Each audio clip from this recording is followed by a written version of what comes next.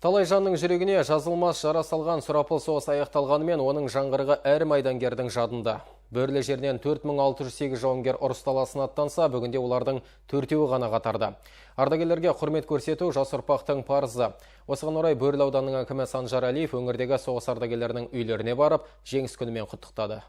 Михаил Панченко, Михаил Костенко, Николай Дондик, Михаил Шепель. Бұлар жастық шақтары сұм соғыспен қатар келіп, қан майданда отан үшін от кешкен ардақты ардагерлер. Бір кездері жауға қарсы қару ұстаған қолдары бүгінде таяқ ұстап, жеңістің 74-ші көктемін құшақтары гүлге, көздері жасқа толып қарсы алды. Ардагерлеріміз бүгінгі бейбіт заманға шүкіршілік айтып, ату өшкір соғыстың болмауын тілейді.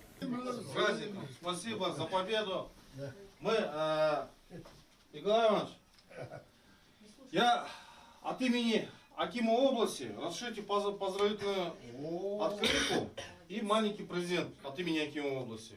Өмірмен өлім арпалысқан, қайғымен қасірет зардабын тартқан сұм соғыстың кесірі барша жұртқа бірдей. Басқа түскен сол қиын шақтарда ерлігін дәлелдеді, ел бірлігін сақтады. Жауға қарсы қасқайып тұра білген әр жауынгер кеуделеріне тағар орден, медаль, атақ, даңқ емес, отан алдындағы борышын ойлады. Шайқасты, жеңді. Ұлы жеңіс күнде Бөрлі жұртшылығы жеңіс алаңына жиналып, ардагерлерге құрмет көрсетті. Қан майданда қыршын кеткен боздақтардың рухына тағзым етті. Тәжік ауған соғысында болып келдік, 6 ай болдым, мен 92-де кетіп, 93-те қайтып келдік.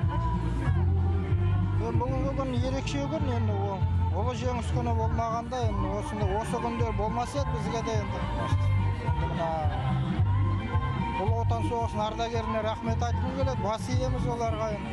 Ұрпағының жарқын болашақ үшін күресіп, жеңісті жақындатқан батырларға бас иіп келген қала халқының қарасы көп болды. Мәңгілік алау маңы ал қызыл гүлге толды. Алаш үшін апатқа айналған аждаһа соғысқа Бөрлі жерінен 4608 жауынгер аттанды. Олардың тең жартысы ұрыс даласынан елге оралмады. Шарада отан үшін күресіп, қаза болған жауынгерлерді 1 минут үнсіздікпен еске алған жұртшылық белгісіз жауынгердің мемориалына гүл шоқтарын қойды. Бүгінгі таңда өскелең жас ұрпақ қан майданда отанына қалқан болып, ел үшін от кешкен, бейбітшілік үшін күрескен ерлер есімін мақтанышпен еске алуда. Олардың отанға деген ыстық сүйіспеншілігі мен ерлігі артында қалған ұрпағына әрқашан айбынды да ержүрек үлгісі болып қала бермек.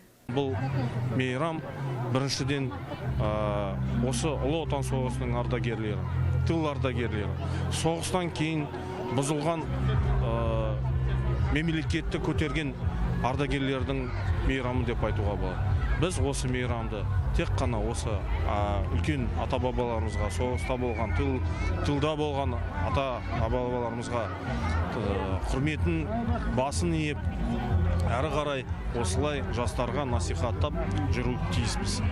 Отан алдында өмірін қиған барша батырларымыздың рухына бас иіп, бүгінгі бейбіт күнімізбен нұрлы болашағымыз үшін қасық қаны қалғанша жаумен шайқасып, осы күнге аман жеткен ардагерлерімізге алғысымыз шексіз. Жеңіс туымыз мәңгілік болсын. Айым Нұрғалиев, Александр Овчинников, Елман Қазыбаев, Ақжайық арнасы.